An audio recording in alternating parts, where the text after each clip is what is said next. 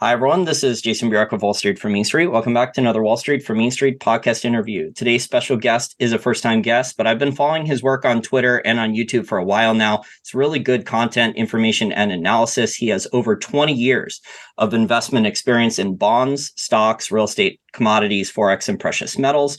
Robert Kientz, thank you for joining me. Thanks for having me. So, Rob, we're recording this interview on Wednesday, March 22nd, 2023. The Fed just raised interest rates another 25 basis points. Some people are actually surprised by that, but by the narrative that they're fighting inflation, they're still sticking with that for the most part. Do you think that all these rate hikes now over the last 12 months or so, and there was kind of record amounts of them in such a short amount of time, do you think it's finally starting to break things?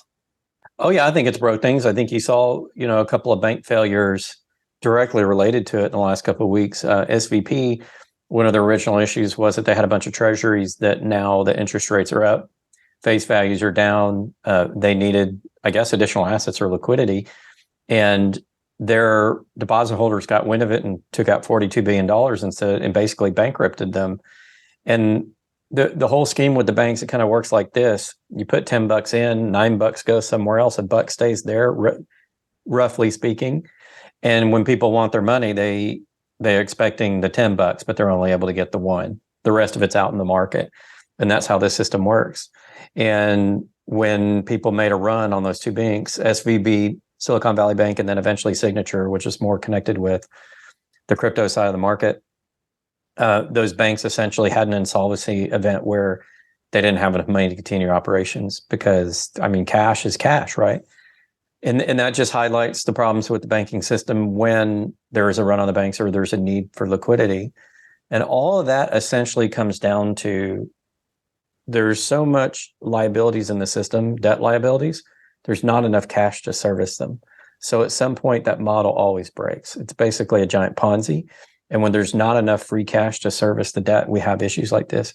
Typically, it shows up in the repo markets. We saw that happen a couple of years ago again. And looking back at researchers' view on the Great Recession, 2008, 2009, there was a repo crisis. We just didn't know to look for it. But there's a lot of research on how that went down. We had that again, I believe it's like 2019. We started having repo market issues again. And the Fed had to step in and put some high quality, short-term treasuries out there to provide liquidity. And so short-term treasuries are basically akin to cash in the current system. They're not really, they're a debt, but they're traded as cash. And so sometimes you can kind of facilitate the system that way. But at the end of the day, we don't have enough cash for the debt. That's part of the issue. The other issue is the debt itself is taking a beating on valuations. And so that's causing essentially this is the Ponzi system collapsing. When the debt revalues because people value it less because there's risk in the system, they think there's a recession coming. That's when that system starts to crack, and it'll show up in any of the liquidity markets. The repo, the cash markets is where you first see it because that's where people run to. They run to cash. I think you present our listeners with some interesting insights there about the fractional reserve banking system. So you brought up U.S. Treasuries. They're also used as collateral too. So by the banks for all these leverage trades. So if a large bank like JP Morgan or Wells Fargo Bank or Bank of America or Citigroup wants to go in and do some of these crazy derivatives trades, they normally buy some type of U.S. Treasuries and post those as collateral.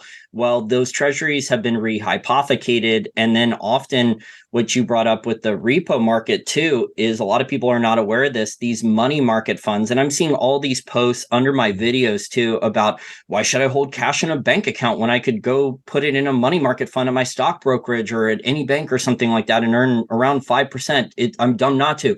Well, the average retail investor out there that's parking their cash now trying to earn those extra interest rates at a money market fund, they don't understand that the money market funds too are also loaning into repo, and that those were big problems in 2008, 2009, and also during the 2019 Repo Madness crisis. The Fed actually secretly bailed out those money market funds because they put in tons of cash into repo for overnight lending for repo. And then the banks that borrowed and the hedge funds that borrowed from repo, they couldn't pay back the repo loans, which means the money market funds were also at losses. Yeah, and the problem with the money markets is in the 90s, they created something called a sweep account. So when you own a bank account, you don't actually own it. You own the account.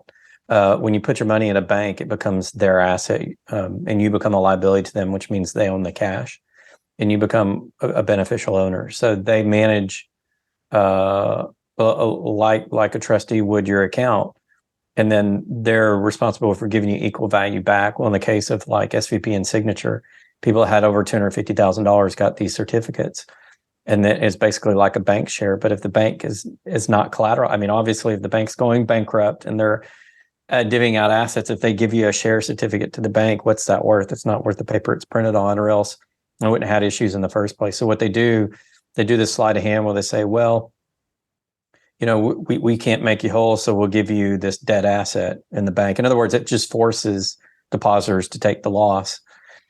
And so not only that, but what they've done with these two banks is they've said, well, we're going to finance this bailout of existing depositors with the FDIC insurance fund, and then just pass the fees on to the other banks. All the banks are going to do is pass it on to consumers. So consumers just bailed out these two banks essentially. And the conduit was the FDIC system. And it has to be that way because the FDIC only has slightly over a percentage in its insurance fund for all the deposits in the banks. So once you go over that, I think right now it's like 1.26. So once you go over that 1.26, their FDIC is insolvent. And then all they're going to be able to do is print money, essentially. But they're not going to be able to solve the banking system issue. So everybody's going to get haircuts. Everybody's going to get less.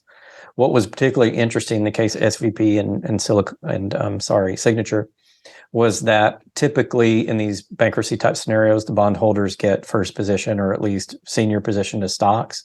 They'll get paid out first. But in this case, all the existing bond and shareholders of the banks were basically told you get zero. And they only were trying to ensure the depositors, and I think that's because they were worried about a run on the banks. If any depositor came out and said, I didn't get my money, or an assurance I was going to get my money, I think that would have been a huge run across the U.S. banking system that might have spread internationally, because all the banks are basically invested in each other.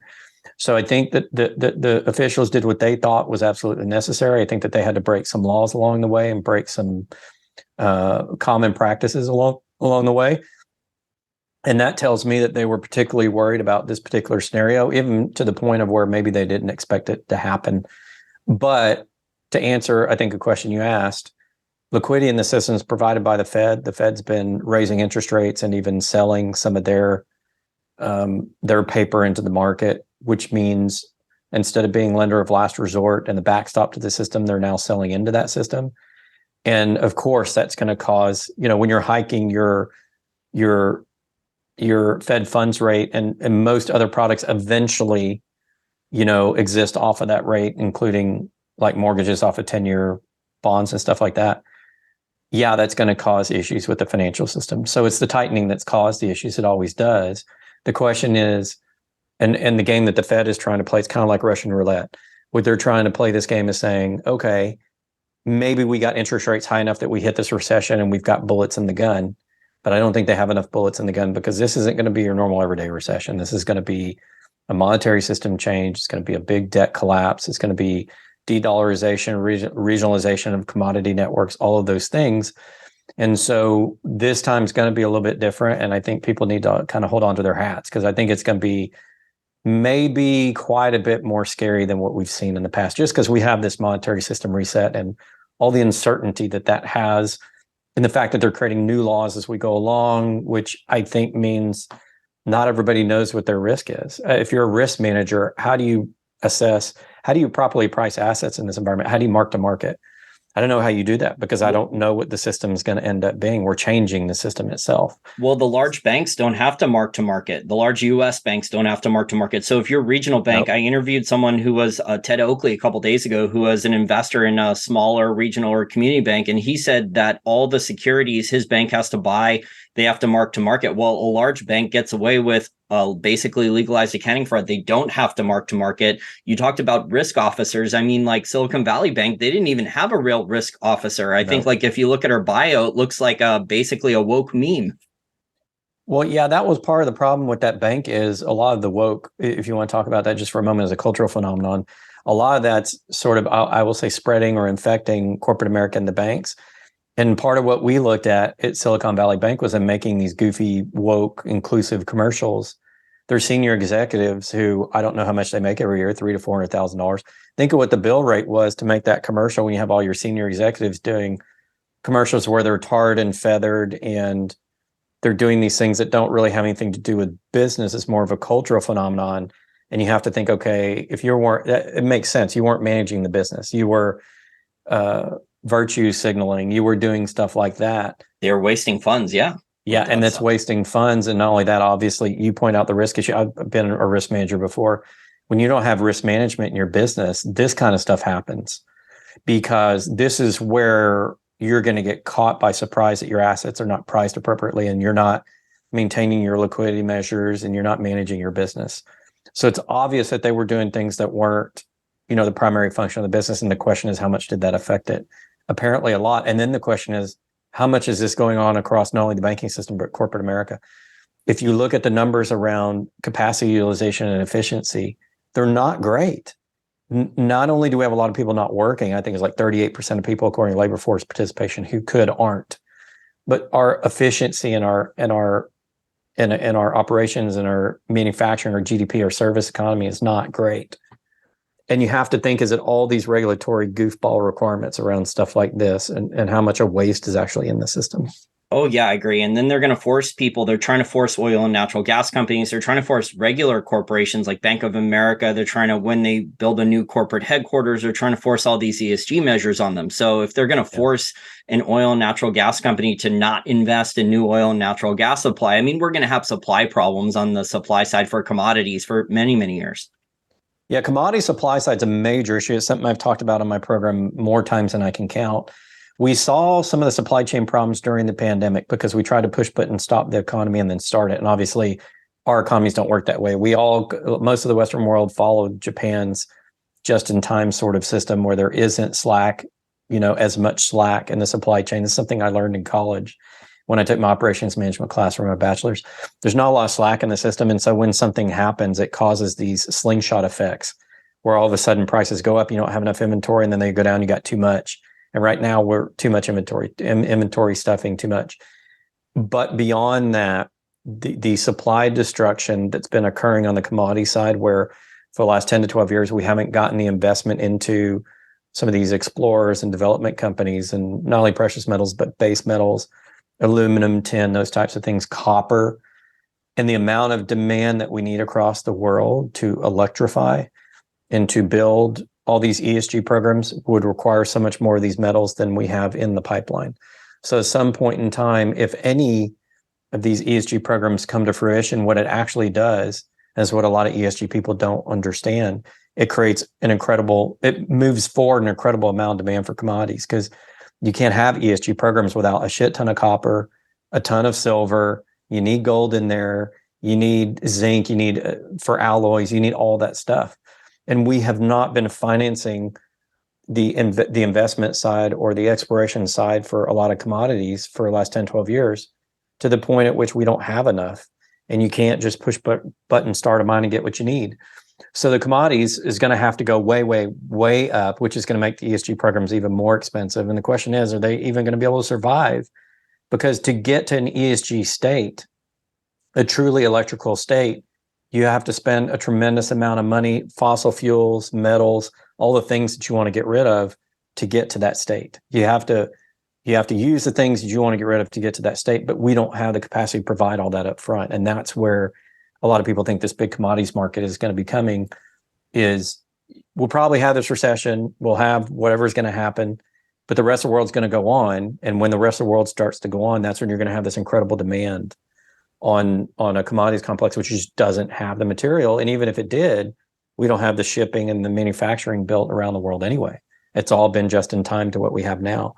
So a lot of the demographic situation with a lot of these rising economies across the world, India, China, Indonesia, especially a lot of the Asian world, is really going to put tremendous pressure on the commodities complex. Yeah, I agree. So in the short term, we might have energy prices stay a little bit lower, but then supply is going to come offline. Then we're going to have another boom in the next 12 to 18 months, probably under 24 months, especially if a lot of supply comes offline. Yeah, I agree with that. And I think all prices on commodities will go up. Now, if we hit a recession, all bets are off, because what will happen in a recession is the futures markets where the prices are determined will crash. but they'll generally crash down and then come back up. So we're going to have some volatility in commodities markets.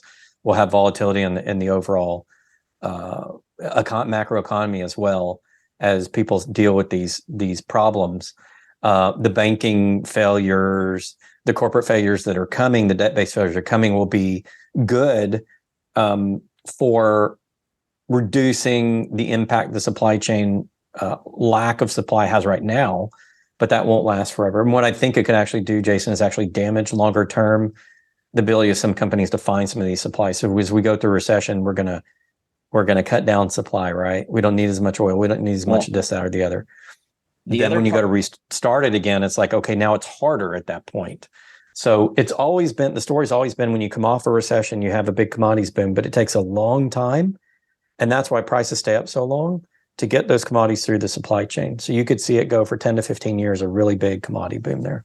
The other part of this is that now with Fed interest rate increases, you have cost of capital very high for a lot of these commodity producers. So unless you're a low cost commodity producer with a clean balance sheet, so you have a lot of assets and cash flow, good profit margins, your cost of capital would be way lower. But if you're a new producer and you're building your first mine, or you're trying to build a large scale project and you don't have a large track record and a lot of cash flow or assets to borrow against, I mean, the odds of you being able to raise the capital in this environment are really, really low.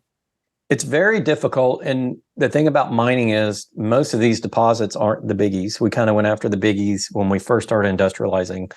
Now the world's through its first couple of major stages of industrialization. We're moving into the information age. And we pulled out a lot of the easy commodities. The problem is with the information age, we need a lot more of specific types. And those happen to be ones that are a little bit more scarce. And they haven't gotten the money. And the banks haven't given it to them. The royalty streaming model, I think, came about as reflecting the commodities cycle. It's very cyclical. It's up, it's down over 10-year periods of time, give or take. And so in those periods of time in which the banks aren't shoving money at commodities, commodity prices are down because people are in the chasing growth stocks, momentum, and tech, which is always the cycle. People want to chase the return. Nobody invests in the physical aspect of the economy, or what I call the building blocks. And so these companies starve, and it's hard for them to get the projects up. And so for small mines, it's really, really difficult. And people may not understand this, but a lot of the mining execs will put their whole lives into these mines. And that's the kind of risk that you take often when you're starting a lot of these mines. There are only so many Freeport-McMorans. The next big batch of copper is not going to come from Grasberg. There are other big copper projects out there, but the majority of the copper is going to come from a collection of smaller. Same thing with all the metals. And so that's going to put pressure on these companies that can get financing. But what it really does is create this tremendous need for financing at a time, Jason, when financing is melting down. Financing is not easy to come by. And so then it kind of falls on retail, accredited investors and things to kind of nurture along these projects. But there's not really enough money there. There's not enough people who are right now want to be invested in commodities to provide all those funds. So it just creates this perfect storm where you don't have the oncoming supply that you had. You could get it, but there's a delay of maybe 5 to 7 years to get those up. And you haven't had the funding for a long time at a period at which, the world needs resources to electrify. And, we want to push out into space. So the next 20 years is going to be definitely very interesting for the economies to see how the world economies realign. I think we're having this massive realignment right now. You got China with the Brick and Road and the BRICS nations. You have the Blue Dot Network with like Japan, Australia, the US, a couple other people. And you see this realignment geopolitically, and a lot of it has to do with commodities, and not just the banking system. It's the resources that people need to have functioning societies. And you start to see these new geopolitical alliances, Saudi Arabia going. I mean, the one shocker this week was China negotiating a deal between Iran and Saudi Arabia. When did anybody ever see that was going to happen? That's just tremendous news from a cultural and political perspective. But we're going to see more of that coming. And I think that the U.S. is going to be a big loser here. I think they're going to lose more allies than they gain. Well, we'll see what happens. I mean, there's so many rules changes along the way. The conflicting reports out there from Janet Yellen and Jerome Powell, it just seems like they're disagreeing on whether or not the banks are actually going to get all the depositor funds bailed out. So the statements, I know the rules keep changing and the statements change, because Janet Yellen, 10 days ago, she was saying that there wasn't going to be any bailouts. And then a couple hours later, Silicon Valley Bank got a bailout. But now, like just today on Wednesday, March 22nd, I mean, the last 24 hours, we've had Jerome Powell and Janet Yellen say two entirely different things about depositor funds being covered by the FDIC and backed by the Fed. So it's pretty nuts. One of them said that all the depositors will be covered, and the other one said no. So yeah, it's unclear. I mean, if the FDIC can't cover everything, and this is just the reality of the situation, somebody's going to have to take it, right? Somebody's going to have to take the loss. And it's these constituencies that you have to think about what they're doing. They have to protect the integrity of the system, but you have to protect the people using the system, or you don't have a system, because we are the system where it's our labor which funds all of this. So they can't just screw the depositor, but at the same time, they don't have enough money to make everybody whole. So they're picking winners and losers. And Janet and Powell may be having a philosophical difference of agreement on how much and who should get bailed out as to maintain the integrity of the system. Because remember, they need the integrity of the system because they're in it. So neither one, from the Treasury or the Fed perspective, one, they don't want to get blamed. Two, nobody wants to be the scapegoat. They know we're about to go through tough times. Nobody wants to be the scapegoat. They want to be the hero. They all want to be the Ben Bernanke who gets patted on the back because he printed a bunch of money. So they may have disagreements on how to get there. And given how this happened, to me, it seemed like they were surprised. It seemed like they weren't ready for this one. Well, Janet Yellen's always wrong. I mean, didn't she say, if you go back and look at her comments for years, first of all, she missed in San Francisco, she missed the housing bubble in California. So her track record of failure is just enormous. And yet she fails forward with the Peter principle. She just gets higher paying jobs, new pensions. She was saying back in 2013, 14, 15, and 16, she was saying inflation was too low. Well, the Fed ended up causing enormous amounts of inflation. I mean, stagflation back then was lower. We saw inflation that was above CPI, but she was saying it was too low, and now we have really bad stagflation. Yeah. Janet Yellen's never struck me as being someone incredibly intelligent. She seems to be an academic who works on models, and if the models don't work, as most academics do, they panic. And I think that Powell has a bit of a different background. He's coming at this more from maybe a more practical background. And I think Powell's always wanted to tighten since he got in. I think that was his philosophy. They tried early on, it didn't work. Well, sorry to interrupt you, didn't he also tighten when Trump was president, right? And he ended up causing the repo crisis. So he did temporarily tighten too. Yeah, he did try to tighten then, and that did cause the repo issue. And I think he knew tightening this time would cause it again. And I didn't expect it would be banks like this. I expected it would be repo market, or it would be maybe Deutsche Bank or somebody like that. To have it be Signature and SVP was a little bit surprising to me. But I do think that they knew that there would be some of those, what do you call it, collateral damage. Oh, for sure. But I think he was trying to get to 5 or 6% for the recession. I think they know recession's here. I think it's already here. And even though they can play around with the numbers and, we have good employment, so we have recession, all that kind of crap, they know the recession's here. And I think that they're just trying to manage it. It's like they're trying to manage the Titanic. I think that they think that they can save the Titanic. I personally think the Titanic's going to sink. That's me. But I think they can save it. And I think they're invested in trying to save it. Well, with these rate hikes now starting, the pain from the rate hikes the last 12 months finally starting to be priced in, Rob, I think we're going to see a real estate bust soon. It looks like we're going to have a commercial real estate bust because Silicon Valley Bank, First Republic, some of these others had very high commercial real estate exposure. There's a lot of other small and regional banks that have enormous commercial real estate exposure. I don't think they've written off the losses yet.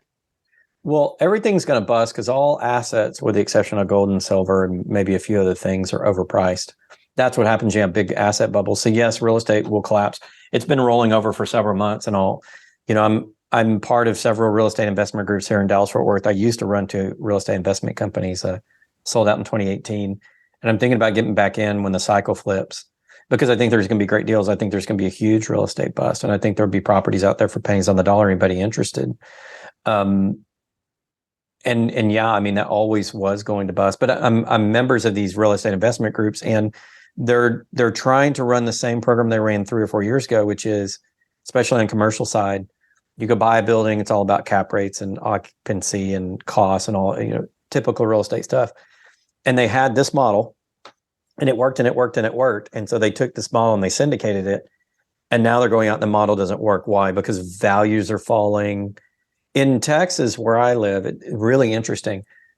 Rents have not fallen yet. We're still really high. Like, for example, in my complex, if I want a 2-bedroom, 2-bath, it costs the same in Grapevine, Texas, North Texas, and people aren't going to believe this, as in Long Beach, because I was just in Long Beach a couple of weeks ago for my daughter, who had some work out there. We were looking at local real estate prices on one block off the beach facing the ocean was the exact same price for a 2-bedroom that I pay here in Texas. And I'm like, wait a minute, you're on the ocean in Long Beach in an LA area.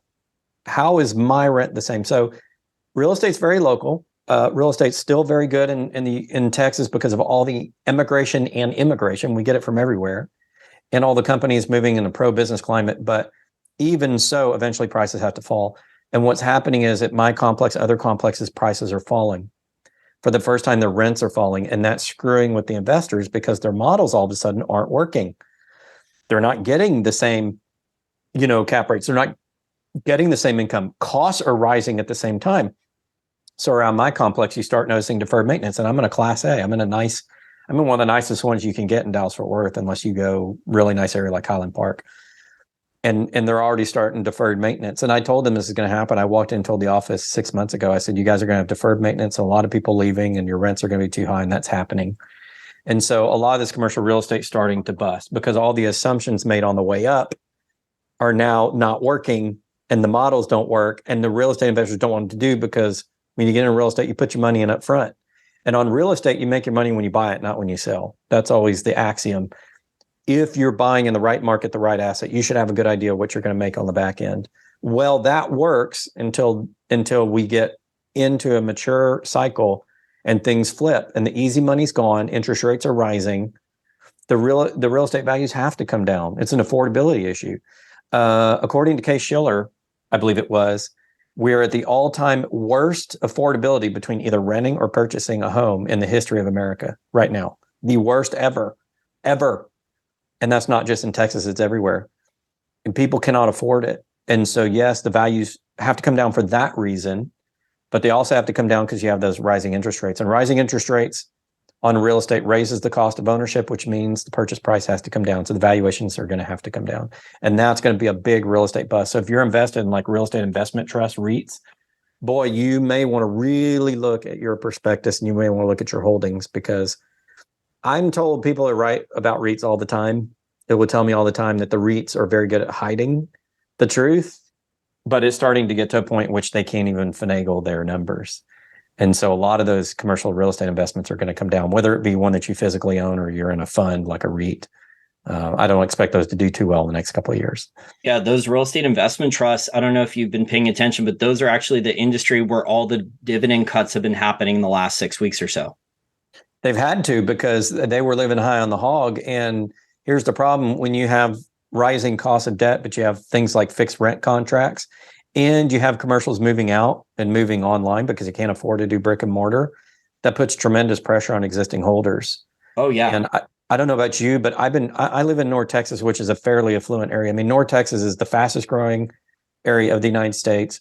Within 10 years, we're going to be LA. I guarantee you, it will be as big as LA or New York, because we're connecting North Texas, Denton, all the way to Central Texas and Waco, and it's all going to be one city eventually. It's going to be like 5 counties, one giant metroplex. That's the way Dallas-Fort Worth is going. And it's a really nice area, and it has really nice, cost of living compared to other areas. But even so, Texas is becoming an issue. And if Texas is becoming an issue, that means everywhere else is already an issue. And that's really hurting people's ability, to meet their bills.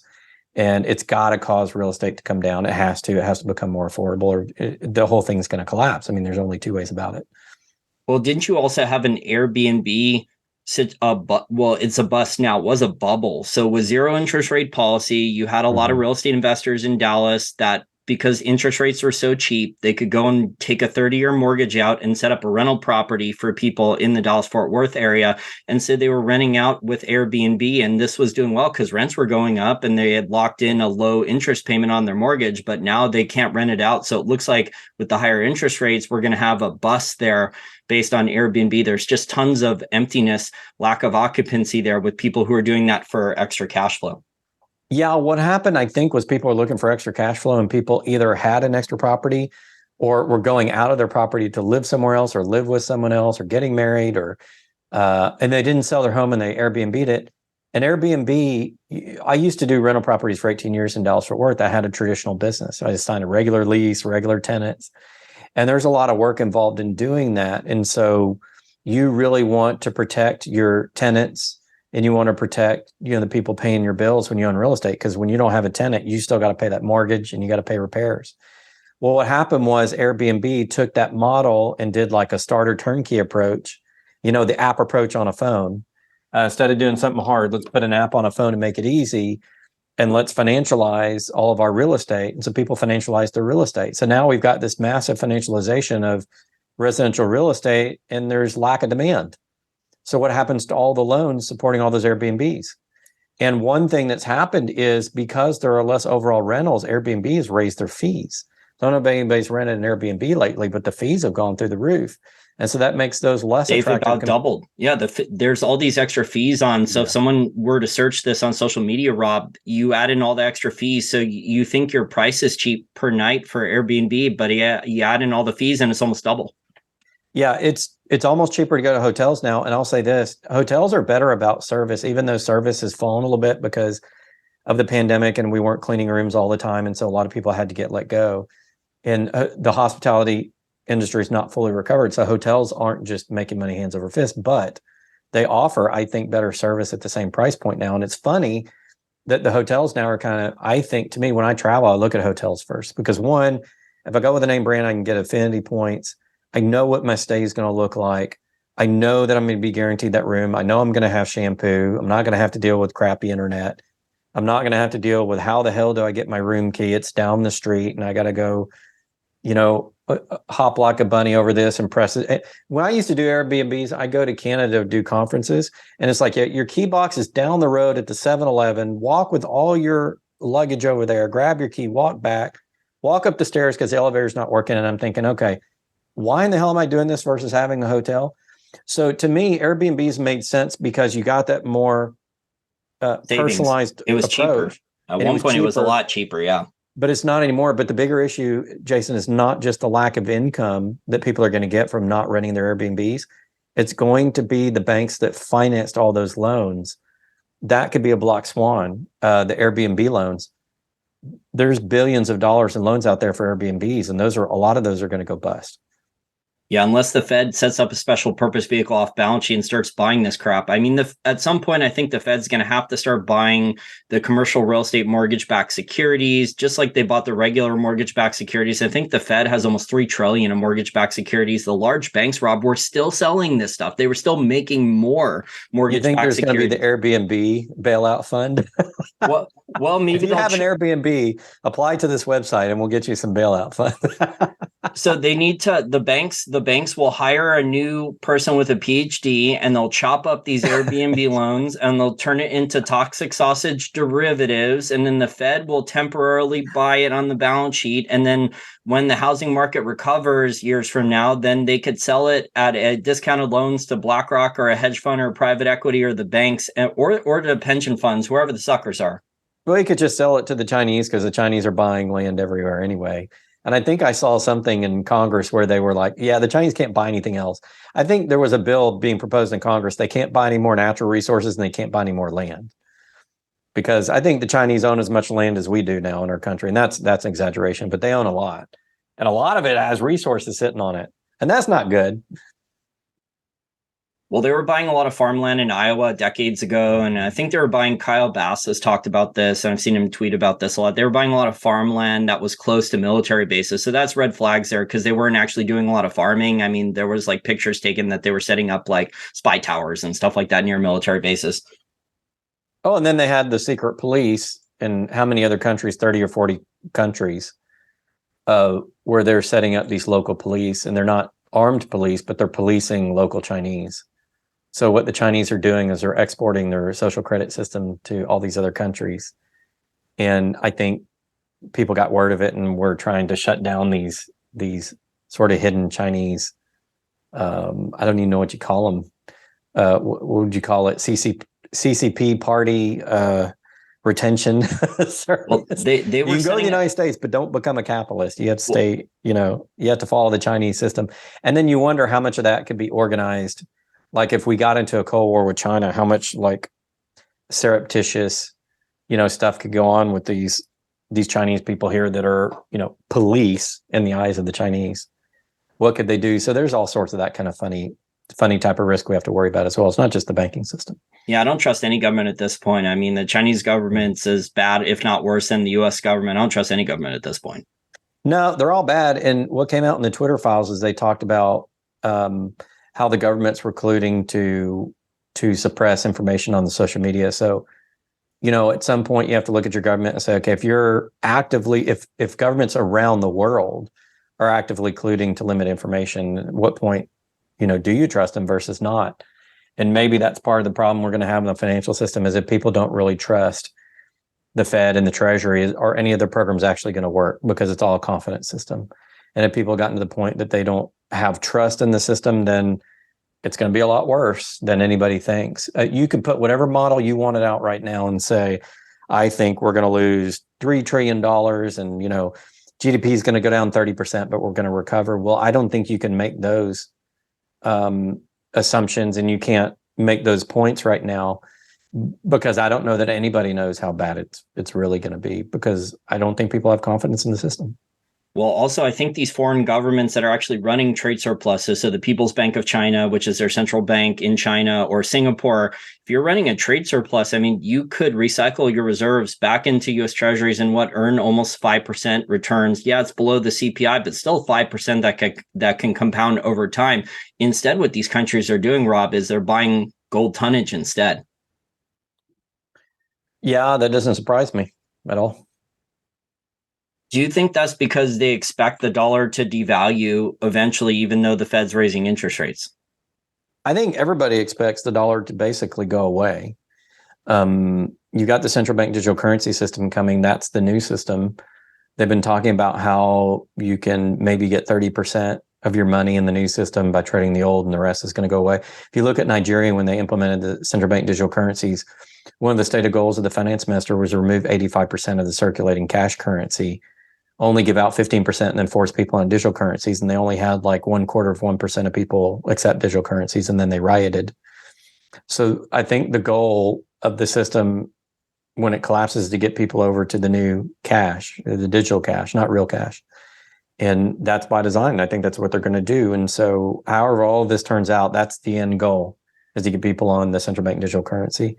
And so whatever they got to do, I think they're going to do. And that's why I think they know the system's going to crash, but they wouldn't. I don't think they can stop it, but I don't think they would if they could this time. I think they want it to crash. I think they want the new system in place because I think they know this old system, our new economy can't function on this old system. And we could go back to an honest money system, but that's not what they want. They want control of monetary flows. If they get control of monetary flows, they control everything. When you control money unabashedly with no limitations, you'll have no debt ceiling, you'll have no cash printing limitations. If we go to electronic money, they have no controls over monetary flows, which means they can control trade and the banks will control trade and all that kind of stuff. So that's a system they want us in. And so they need this system to bust to get there, which is why I think that they're ultimately going to let it bust. And I don't think they could stop it even if they wanted to. There's several $1 trillion that probably needs to be dissolved that doesn't represent real value in the system. So it's got to crash down quite a bit. So the new system is going to be set up to say, depending on who you are and your connections, and depending on how you're invested, this is how much you're going to get out of it. Everybody's going to take a haircut. So how much of a haircut? And I think people that are in traditional banking, people that are in traditional asset classes are going to take the biggest haircut. They're going to lose the most. Whereas I think people invested in smarter things probably will retain most of what they have if they've done it intelligently. And I think it's just, I always use the example, if you sit down at the poker table and you don't know who the patsy is, you're the patsy. And so if you're watching this video and you're contemplating all this stuff for the first time, guess what? You're the patsy. You're the guy that they've chosen to lose. And so the way that you equalize things is you go and research and you study and, you take precautions and things like that. But it's all the people that don't listen that are going to take, the worst. They're going to get it the worst. But everybody's going to deal with this change over to the new system. They have to destroy this fake capital. They have to get rid of a lot of it. And they have to go back to gold to capitalize the system. That's why Basel III requirements are there, is to re-recognize gold as a high-quality liquid asset to capitalize the banking system. That's why countries like China and Russia are underreporting their gold holdings, but have hinted that they have a lot more and that they'll report them when the time is right. So whenever it's time to challenge the dollar and say, okay, you no longer should be world reserve currency, China and Russia will bring out their gold reserves. And places like India and Indonesia and those places will too. That's why a lot of people are moving to gold and silver backing. And lastly, it's why a lot of the states are removing taxes off of gold and silver bullion and specie to allow it to circulate as money, because I think they know what's coming. So they're not declaring gold and silver as money yet, but they're removing some of the constraints in the system. And I think we can see all of this stuff going on because everybody knows the system has to come down. There has to be destruction of all this stuff. It's just dependent upon how you're structured individually as to how much wealth destruction you're going to face. But everybody's going to face it for sure. I think one of the main reasons gold prices in US dollars are rallying so much the last couple of weeks, in spite of the Fed still raising interest rates and banks failing, is because of financial history. My grandfather grew up in New York City during the October 1929 crash and the Great Depression. And this is not covered in the generalist history books. So you actually have to go read like history books from people that actually lived there, not by people with like PhD historians or government sponsored history. But a lot of people actually were buying. Gold demand was very heavy back then, because not only was the dollar until FDR suspended it, but people were buying gold because there were so many businesses failing because all these bad government and central bank policies. So there was the artificial boom and bust cycle that Murray Rothbard wrote about in the 1920s, and then the bust in October 1929, the depression that followed. So we had an artificial boom, for 15 years, followed by the interest rate increases now, which are causing this bust.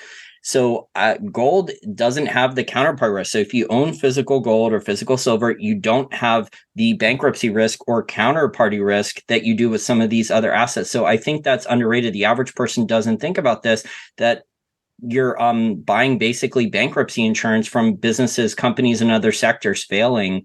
That's one of the main reasons why people buy metal. It's pretty cheap insurance.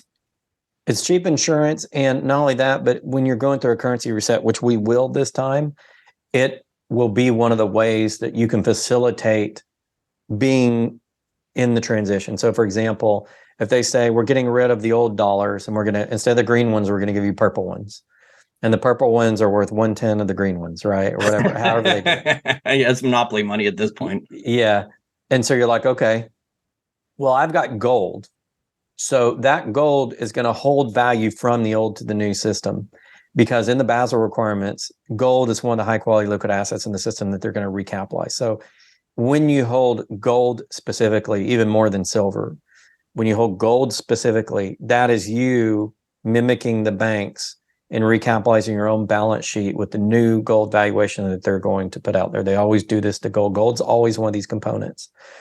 The other thing is, if you have too much of the old cash, you're not going to be able to turn it all in. Look at what happened in Nigeria. Look at what happened in India. Look at what happened in China when they started their currency resets. India a couple of years ago, Nigeria this year, China or last year when they tried to roll out their CBDC, the digital renminbi the first time. You don't want too much of the old cash because you're not going to get full value for that back. So gold is a way to hold value through to the new system, which is going to be a conduit. So if what I do, I can't recommend anybody else, but what I do is I keep 3 to 6 months expenses in the bank and the rest is out.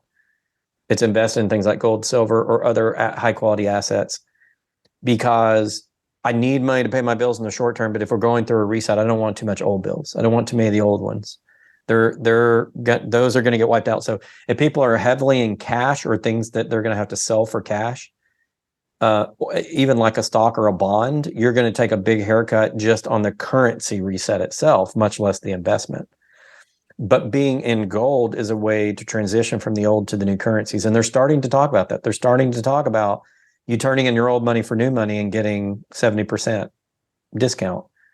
But if you had gold, that's a way around that system because they're going to use gold to recapitalize it. The central banks have to. Without gold, they cannot maintain this system. It would be a 100% crash without gold. Well, also, gold is there to help them transition to the new system without a complete crash. Also, historically, when governments get into debt problems, they tend to debase the currency. And if they can't devalue the currency against other currencies fast enough, they tend to also want to devalue against gold. So this, a lot of people who lived in emerging markets are more familiar with this. If you're in the United States, you haven't had to deal with this in decades. So either the FDR dollar devaluation against gold or what Nixon did, in 1971? Was it 71 or 70? Yeah, 71. So, what FDR did, I mean, he devalued the dollar against gold by, I think, about 30-something%. It was done overnight. It was an executive order, which is unconstitutional, of course, to confiscate gold, but people did it anyway. And not all was confiscated, but enough was confiscated. They melted it down and paid off some of the debts and probably paid off some of the French and other European countries who said, you owe us the gold for the dollars. And that did remove a lot of it from the system. And then they revalued it right away. Was it from 25 to 33? So that basically made up for the shortfall that the financial system had, that the government books had. And also that gold went into the Exchange Stabilization Fund, which is now the fund that they use to intervene in markets. This is the plunge protection team. This is the one where they interfere in the dollar, interfere in stocks or bonds where they need to. So not only was that money, did they confiscate and revalue and confiscate, what was it, like 30-something% from people who turned in their gold, took 30% of their wealth. They also then used that money that they confiscated from people to set up a fund which has been interfering for 80 years, it's 90 years fund. now. It's a government slush fund and manipulation fund, yeah. It's a manipulation fund. And so they're so embedded in this system, they're never going to want to give it up. They're never going to want to give up all the mechanisms they have for managing this stuff. The only thing that you can do as an individual is stay as much outside the system as you can. That's the only thing that you can do. And I think saving in fiat currencies is dangerous because I see all these posts now under my videos saying like, oh, I'm putting my cash in a savings account or a money market fund. I'm buying US treasuries. There's risk there. So especially money market funds, because we discussed this earlier. I mean, like, okay, you're getting supposedly a risk-free 5% until you find out the money market fund was gambling in repo for extra returns. Yeah, and that's what they do in the money market funds. It's in a sweep account, so there's zero reserves on it, by the way. I think it's something I was going to say before and I forgot. Bank accounts and money market accounts are trust accounts, but with a money market account, it goes into an invisible sweep account where the fractional reserve requirements are almost nil. So they actually, on a money market account, it's the single riskiest investment you can take because the money market will blow up before any of the other cash markets do because there's no reserves backing those up. And a funny story, years ago, my ex-wife had transitioned from a job to a new job and she had a qualified account. She decided she wanted to be more proactive in managing. So she went to her bank who had her personal bank accounts and her business account. And she said, I want to put it in these types of funds. Well, they moved her into money markets. And I found out about it. And I went up to the bank, to the gentleman there, and I said, no, you can't put this in money markets. He said, it's the safest. And I said, first of all, it's not what she asked for. And that's your fiduciary responsibility. Second of all, and I showed him the language. It was done, I think, by a couple of Harvard professors or somebody. The white paper they had written that showed money markets have basically zero backing, zero reserves. And I said, this is the riskiest investment you could put us in. And he looked at it and he didn't even know. He worked for the bank and he didn't know that money markets are the riskiest investment you can ever take. I would rather put my money into a piece of real estate or even into Tesla before I put it into a money market, because at least you would have some value at the end. But that money market, when it blows up, there's not going to be anything. It's the first money that's going to get taken out of the system, even before the bank money.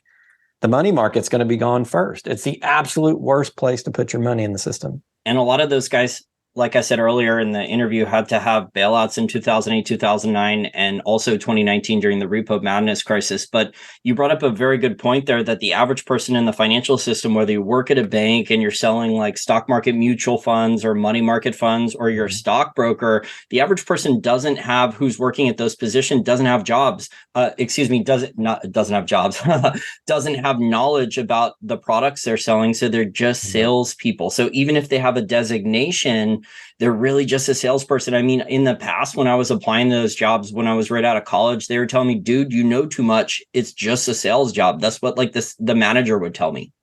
Go work at a hedge fund. Yeah, it is. And I worked for a currency dealer years and years back. I only got laid off from a job once in my life from EY. And so I went to work for a currency dealer because I couldn't find a job in my field. So I got the Series 3 and all that good stuff. And I was just doing support. I was trying to learn finance, teach myself. So I got a bunch of other licenses, blah, blah, blah, along the way. Anyway, so working for this currency broker, and they were teaching us how it all worked. And it's an education, man, how that system works. There is no safety whatsoever in the currency markets. Everybody trades their book. There's interventions all the time. We used to have back when I worked for them, we had an educational forums and videos and stuff. We took it all down because there was so much intervention in the market. Basic trades weren't working. Like basic pairs of dollar, euro weren't following any rules that they had followed for years and years. And so you began to see just how manipulated, all of this was. And of really woke me up to that system back then. I was interviewing hedge fund manager Tavi Costa from Prescott Capital years ago, and he told me he was trying to short the Chinese yuan. This was back during their bank problems in like 2015 or 2016. And he said his Forex broker called him up and said the person on the other side of the trade was the People's Bank of China. And so as soon as he heard that he was trading against their central bank, he closed it out because he said, we can't beat them. No, you absolutely, they have pricing power. They have information power. Well, how much the power? Well, how much fiat currency do they have backing them, right? So you're against. Yeah, and if you're the currency broker and the People's Bank of China comes to you, you're going to do whatever they want because they're a big client. That's how a lot of that system works. A lot of people, something that people need to understand about markets, it's all about robbing you blind. Whether it's stocks or bonds or currency, they're there to rob your ass blind. This is what people don't understand. They're not there to make you money. They want to rob you blind. Well, I've worked for some of these financial institutions. FXCM said, we never trade against our book. You know what they got busted for and what they went out of business for? Trading against their book. They took their client trades and they knew where their stops were and they ran their stops and made money off their own damn clients. Wow. And this happens all the time. I have friends that have worked for hedge funds and they're like, yeah, we did this all the time. The financial system is there to take your money. And it works as long as they can give you a cut and you get a cut. Like maybe you're getting 25, 50% of the profit, they're getting the other. And as long as you're making money, maybe you don't say anything. But the minute when this all becomes problematic is when we have crashes like this and people aren't getting their money. And then not only that, but the people who are used to grafting off of your money aren't getting the money. And that's where we start running into the issues with the banks. But I can tell you right now, every currency broker, every trade desk, they're over marginalized. They're over margined. The entire trading complex is on borrowed money. Almost nobody has enough money to back up their trades. And so if we have a stock or bond market crash, man, you're going to see margin calls, Jason, across this economy like you would not believe.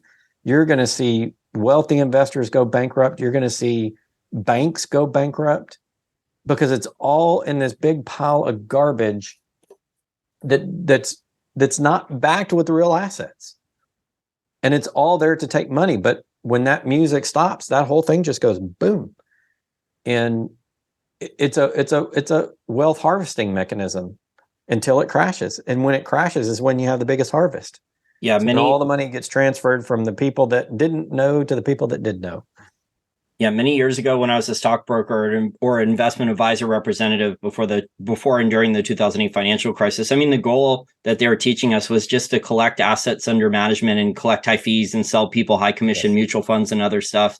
This was before the exchange traded funds, the ETFs became super popular. They were just starting back then. And now you have like the index funds, and that they turned that into a bubble too with market cap weighting. So the index fund stuff is a bubble. And now there's a lot of bad problems with a lot of these ETFs, and the mutual funds have always been high fees. So the financial industry, like you said, has been very predatory, and the goal has just been to collect assets under management and then basically rob people with high fees. Yeah, that's essentially what it is, and that's the way the system works. It's all about the money, and if you work in that system, it's all about trailers and commissions, and it's all designed just to extract as much money as possible. It's not designed necessarily to put you in the most winning investments. So yeah, I think it behooves everybody to kind of do some of their own investing, or at least teach yourself some things, so that if you do have a broker, you can kind of keep them honest. I mean, go watch the movie, was it The Wolf of Wall Street, where you have Matthew McConaughey and Leonardo DiCaprio in that scene in the restaurant where he's talking about all being a fugazi. It's a fugazi. Oh, the other thing, last thing I want to say about stocks. I have the Ponzi Factor author of his book on my show a couple of times and at conferences, Ton, and he's basically like, yeah, 90% of it it's nothing, it's air. Because you think about it, if on a daily basis, 1% of stock is trading. And so if you trade 1% of stock and the stock market goes up, the other 99% of stocks go up with it, even though no money crossed hands. And so what you have is you have all this fakery and bullshit built into the system. It's all air. Every time Tesla stock trades, not 100% of the shares trade. So you don't have money crossing hands to support the higher valuations in that stock. 99% of that valuation increase is air. It's made up. It's writing on a piece of paper saying, well, it's now worth this, but only 1% of the money went in to affect that, but it affected the whole market. Now multiply that times. So your point then is that there's no exit liquidity. So if some people were saying, oh, I think my stock is really nicely valued here, I'm going to take big profits, then they wouldn't get that valuation then. Now, guess what? You're going to get even less money than you would have gotten from the FDIC insuring your bank account. And all people have to do is go look at the Great Depression and see what happened to the stock market then. Well, whenever stock markets crash, watch when they crash. They crash hard and fast. And where did 30 and 40% of the value go? And it's not people making 30, 40% profit because you have people going bankrupt. You have banks going bankrupt. No, it's all made up numbers on a piece of paper, a ledger. But the money you ever wondered how the stock market can be valued at 30, 40 trillion bucks, but we only have 2 trillion in liquid cash? And then how much electronic money do we have? All of our asset valuations are multiples of cash we've ever created. How is that possible? Because the models are all bullshit. They're all lies. They're lies to get you to invest in something that looks worth more than it is. And the opposite of that's gold and silver.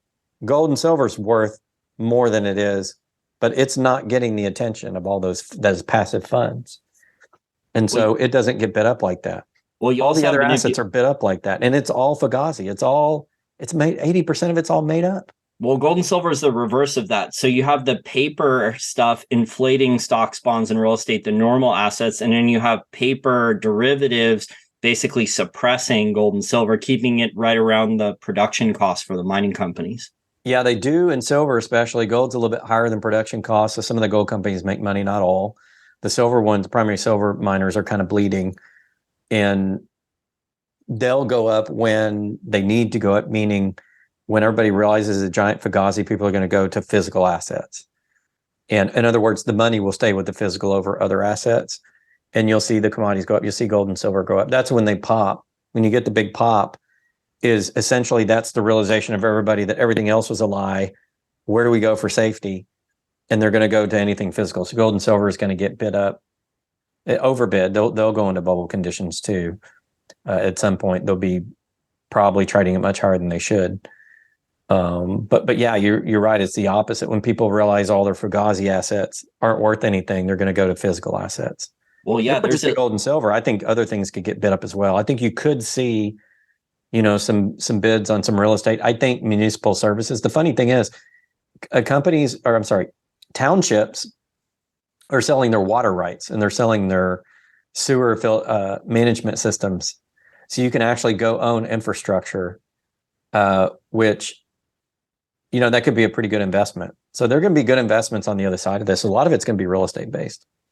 Yeah, there's just a lot more derivatives and paper futures contracts for silver and for gold, especially for silver, because there's at least, according to Jeffrey Christian, and this was back in 2010 when he testified in DC under oath in the CFTC silver market manipulation hearings, there's at least 300 ounces of paper silver, including all the crazy derivatives for every real ounce of silver. So the amount of paper is fucking, I dropped the F-bomb. The amount of paper is crazy compared to the actual metal. And then the companies that actually produce the metal, they can't really make a margin on it.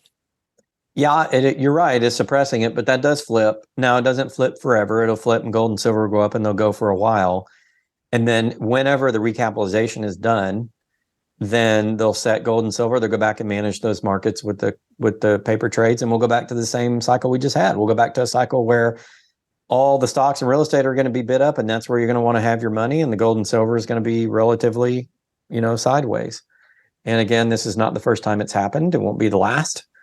But if you're interested in how you retain value, and a lot of people call me, like my daughter just called me today. She's like, what do I do if the banking system collapses? Because I got to have money in the bank. It's like, well, the only thing you can do is put your money in assets you think are going to come out on the other side in better shape. And you're going to lose some. The key is to minimize your losses. And it's just a cycle, and gold, silver will get bid up. Everything else will crash. Then we'll get the rebuild of the economy. And then, real estate and stocks will start to recover. People will start trusting bonds again. Gold, silver will come down, and we'll just have that recycle. But this time, the only difference I think will be is that you'll be on central bank digital currency. So if you do want to transact outside of that, you're going to have gold and silver as money rather than just, a long-term asset. I think what the average person doesn't understand, and again, if you grew up in an emerging market, so if you grew up in Argentina or in Asia during the Asian tiger crisis, or Mexican peso or Brazilian real, I have a friend, he married a Brazilian woman and he put a lot of cash into a Brazilian bank. He didn't put US dollars. He transacted in Brazilian real. He put a bunch in savings, and he said in like 2 or 3 years, it was already devalued by about 30%. So yeah.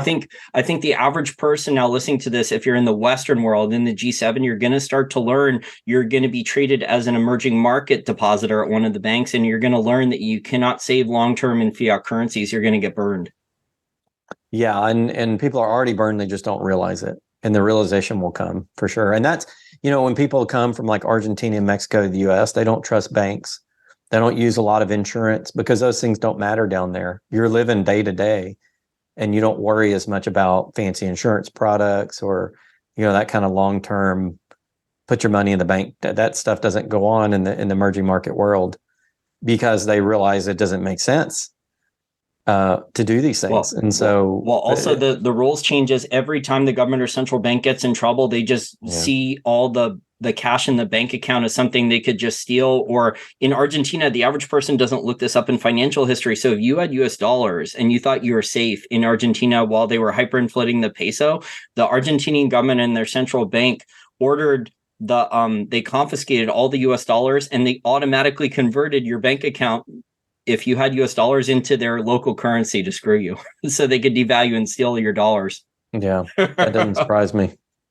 So I think that's where we're headed. I think these developed countries are going to like emerging market banking practices where there's rule changes and devaluations and all these crazy tactics going forward. Yeah, I agree with that. So, Rob, we've been discussing for an hour. Really enjoyed our conversation. If my listeners want to check out Gold Silver Pros, take a look at your information and analysis, how do they do so? You just go to goldsilverpros.com, which has a link tree to all of our social media. And basically, we're on the usual YouTube, Twitter, a little bit of TikTok as well. And you have a paid newsletter? Are you covering mining stocks? What exactly are you doing over there? I don't do the paid newsletter anymore. I do have a little pay service on YouTube for anybody who wants to support the program. But yeah, we don't do a lot of paid products anymore. So most of our stuff on the channel is going to be free.